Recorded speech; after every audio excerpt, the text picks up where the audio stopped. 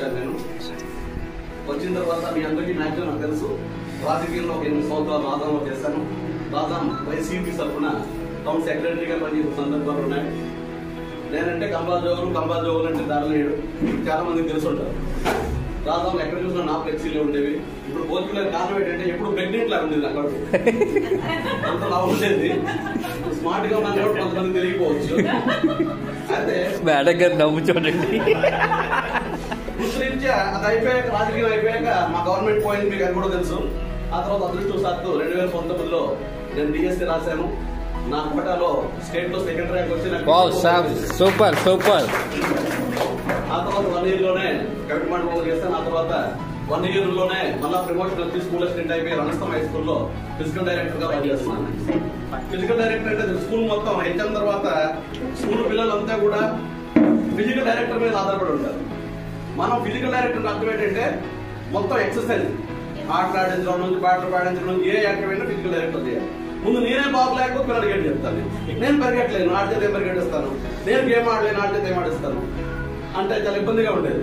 చూసే వాళ్ళకి కూడా అంటే మనిషిని గట్టిగా ఉంటే నేను పరిగెట్టలేకపోతున్నాడు రా ఆ టైప్లో ఉండేది. సో నేను రోజు కూడా లాస్ట్ ఇయర్ జనవరి 22 నుంచి వాకింగ్కి వెళ్ళేవాడు, రన్నింగ్కి వెళ్ళేవాడు. వాకింగ్తో పాటు రన్నింగ్ కూడా చేసేవాడు. 1 year చేసిన అరకేజీ కూడా తగ్గలేదు.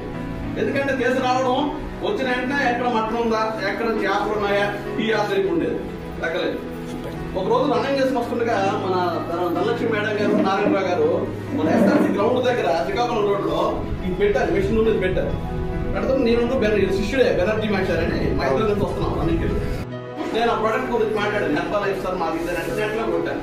కొడితే ప్రొడక్ట్ అయితే బాగుంది. అందులో సమస్యలు కూడా కొన్ని రాశారు, కొంతమంది మీకు సమస్యలు వస్తాయి.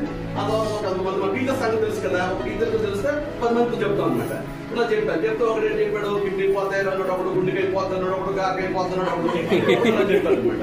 చెప్పిన తర్వాత ఒక 1 నెల రోజులు గ్యాప్ ఇచ్చాం. మరి సార్ ఫోన్ చేసినా రాలేదు. ఇక్కడికి రాకపోయిన తర్వాత ధనలక్ష్మి మేడం గారు ఇప్పుడు రెగ్యులర్ గా నాకు hi sir good morning sir అన్న నెంబర్ పెడుతున్నారు. మిస్సెస్ అడిగారు, ఏ పాప రోజు నన్ను గుడ్ మార్నింగ్ వాడలేదనే కదా, ఏ ప్రయోగం బ్యారీ మీద చేస్తే బెటర్ అని చెప్పి ముందు నువ్వు వాడా అన్నాను. నువ్వు వాడా అని చెప్పేసి మరి ఆవిడకి ఏం చేశానంటే ఎక్కువగా ఏంటంటే జస్ట్ అంటే ఆవిడ కూడా చాలా మంచిది. అంటే ప్రతి భార్య కూడా భర్తను ప్రేమిస్తుంది, కానీ మా ఆవిడ కొంచెం ఎక్కువ ప్రేమిస్తున్నాను. నేను అంటే అందరూ కూడా భార్యను ప్రేమిస్తే నేను ఈవిడ చెప్పి అందరిని ప్రేమిస్తాను. అది ఏది ఏమైనా ఫస్ట్ ప్రయోగం ఏంటంటే మా ఆవిడ అన్నది ఏమండి, నేను వాడతాను, బాగుంటే మీరు వాడదు, లేకపోతే అది ఏదో పోతే నాకే పోతాయి. ఆవిడ ఫిక్స్ అయితే నేను సరేనా అని చెప్పి తను పంపించాను. ఒక 1 month వాడిన తర్వాత చక్కగా ఆవిడ అంత ఎలా బాగుందంటే ఎంత బాగుందంటే మెట్లు ఎక్కలేకపోతే బట్టలు ఆడారు. 3 పని ఉంటుంది మా ఇంటికి. మా ఇద్దరు చేయడం 3 బట్టలు ఉద్యోగం లోపల, ఇంట్లో పనిచేసిన లోపల, మా పిల్లలు కూడా బయట ఉంటారు. అయితే మా అమ్మను బాధపడినప్పుడు మేము ఎక్కలేకపోయింది.